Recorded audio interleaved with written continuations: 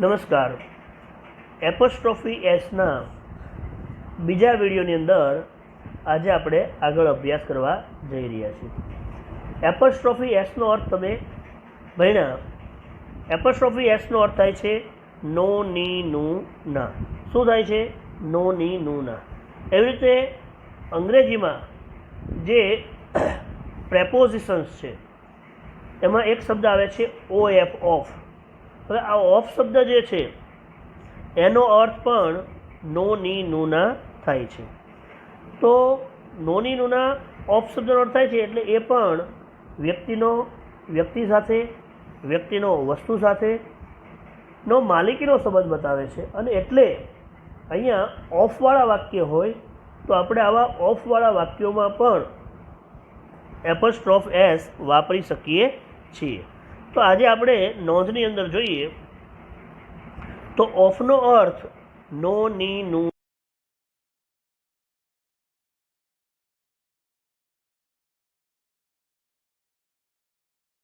S મૂકી શકીએ છીએ. જે નીચે આપણને ઉદાહરણ આપ્યા છે એ ઉદાહરણ પ્રમાણેના આપણા વાક્યો બનશે. તો અહીંયા ઓફ જે છે એ વ્યક્તિનો વ્યક્તિ સાથે અથવા તો વ્યક્તિનો વસ્તુ સાથેનો સંબંધ અથવા તો વ્યક્તિનો વસ્તુ સાથેનો માલિકીનો સંબંધ દર્શાવવા પણ વપરાય છે.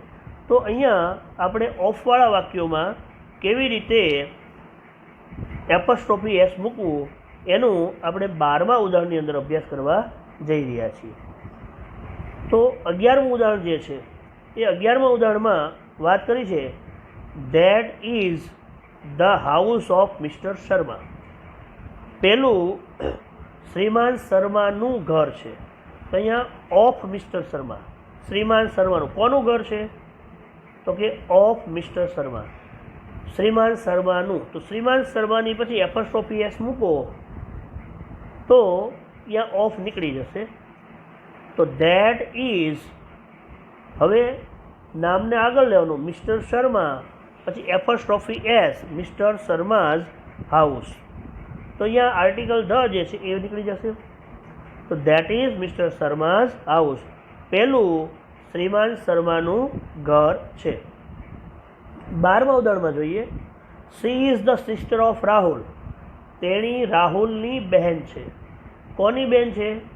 રાહુલની. તો ઓફ રાહુલ છે એમાં ઓફ કાઢવું હોય તો એની જગ્યાએ આપણે એપોસ્ટ્રોફી એસ મૂકી શકીએ. તો કર્તા અને ક્રિયાપદ એમના એમ. સી ઇઝ, નામને આગળ લઈ લ્યો તો સી ઇઝ રાહુલ.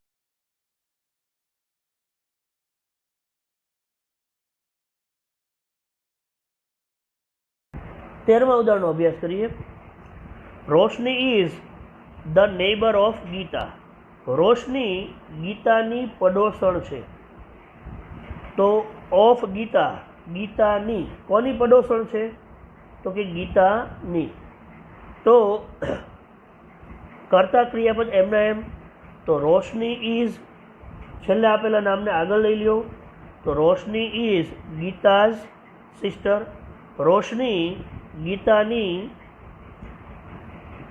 પડોશણ છે. તો આ જે છે એ વાક્યોનો તમે અભ્યાસ કર્યો. હવે તમને એક ટેસ્ટ તરીકે 1 થી 20 વાક્યો જે છે એ આપેલા છે. આ તમારે વાક્યોનો અભ્યાસ કર્યા પછી, નિયમો બરાબર પાકા કર્યા પછી ઉદાહરણ 1 થી 20 વાક્યો જે છે એ તમારી જાતે તમારી રીતે લખવાના છે અને એ ટેસ્ટ તરીકે લખવાના છે.